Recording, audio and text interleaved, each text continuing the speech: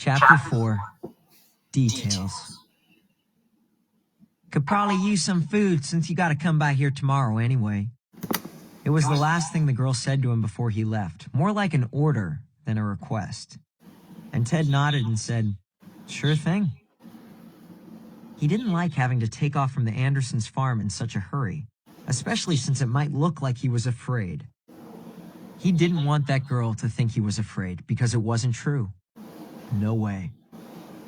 But Ted had no choice about leaving. Chores are a serious business on a working farm.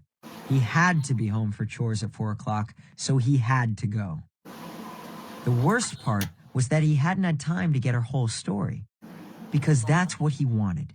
He wanted the details, all of them. And he hadn't even gotten the girl's name, or where she'd come from, or how she'd ended up here in Plattsford. Ted was out of breath from running back to where he'd stashed his bike, and when he hopped on and took off, the school books in his canvas newspaper bag banged against his legs as he pedaled for home. Even though it was partly a downhill ride, he knew he had to pump like mad if he was going to be on time. Dozens of questions bounced around in his head, but Ted silenced all the noise except the wind in his ears and began reviewing the facts. Because a good detective always starts with the facts, and he knew that if he got his thoughts in order now, while everything was still fresh in his mind, it would be easier to write up his case notes later. So Ted began at the beginning and talked himself through it. When I came out of the barn, she was there, waiting. So she must have seen me coming, or been expecting me, or heard me, or all three. And then she said, "Are you gonna tell on us?" She didn't say tell on me, she said on us. So there's her and someone else, at least one other person, maybe more. Ted had to swerve his bike to keep from running over a dead rabbit lying on the road. It hadn't been there on his way out. He hated to see any animal get hurt, but he understood it happened. He also understood that death was a regular part of life on a farm, especially if you raised cattle. Still, just half an hour ago, that rabbit had been skittering across a field, its feet barely touching the ground. And now it was crow food, pasted down flat on the highway. It made Ted think, and a quarter of a mile whizzed by before he got back to his detective work. Okay, when the girl asked me the second time if I was going to tell, she had her fists up, and she looked like she was ready for a fight. So she's kind of tough. Maybe she's a boxer or a karate expert or something. Could be dangerous. And the way she talked, she said, "Come on around the barn." And the word around sounded like around. And barn sounded like barn. So she's from somewhere south, maybe Texas or Louisiana or even Mississippi. Somewhere south. And she asked if I could bring some food tomorrow.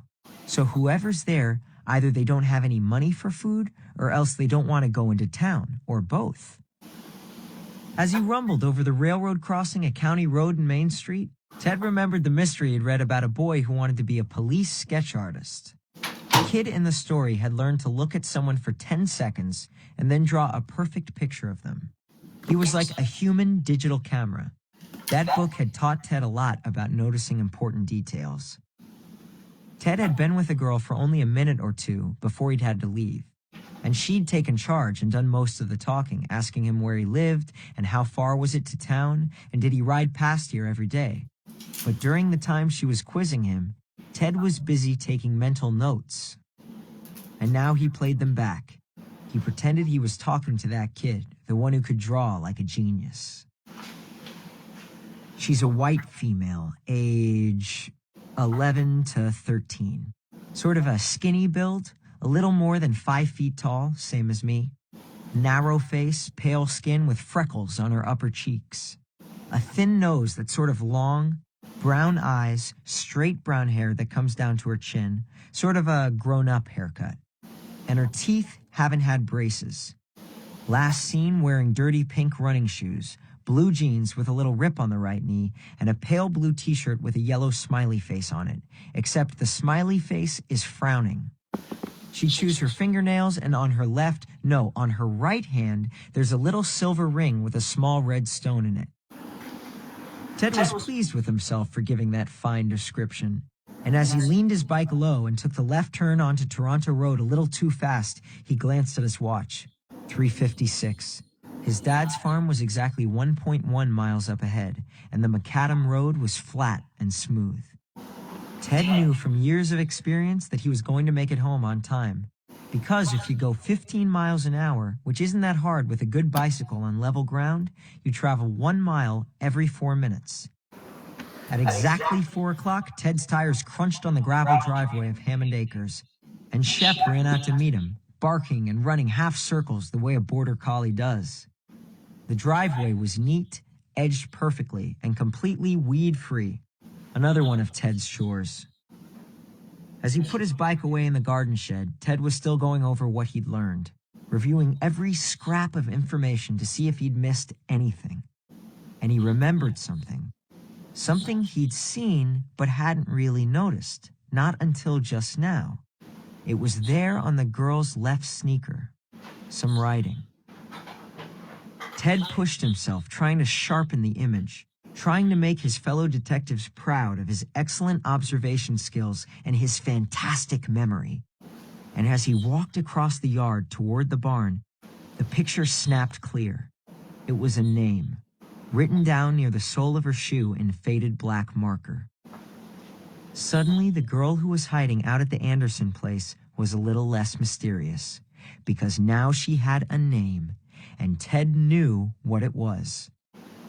And he also knew the first letter of her last name, T. So he had 2 pieces of real information. Inside the barn now, he pulled off his school shoes and stepped into his work boots, and the cows and calves swung their heads and looked at him between the boards of the stall doors. Ted spoke, but he wasn't talking to the animals. He nodded politely and said, "Pleased to meet you, Alexa."